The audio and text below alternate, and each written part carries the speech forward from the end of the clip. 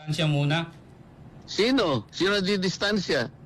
Kayo po, dito sa ginagawang investigasyon sa Bakit? Senado. Meron ba akong kinalaman dun sa mga insurance companies? Delikadesa nga po, Senator, kasi misis nyo po yung nandun. Siyempre may kukunik-kunik na ho yan. Kung ganyan kayong mag-conclude, independent nga eh. Kaya tinatanong ko nga sa inyo kanina kung naiintindihan niyo eh. Kaya nga po nagtatanong din kami, delikadesa din ho yung binabanggit namin dito. Hindi Wala na ho ba pinag-uusapan tayong ng ganun? delikadesa dahil wala akong connection doon. Ang asawa ko independent. Yun nga po, asawa nyo yun eh. Nakikipagdebate ka pa sa akin eh. Akala ko ba magtatanong ka lang?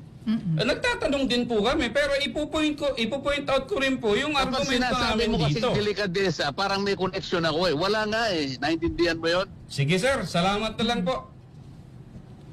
Tanga. Oh, inabot ko pa yun, Sen. Tinawag mo kami ritong tanga. O diba, ano yan?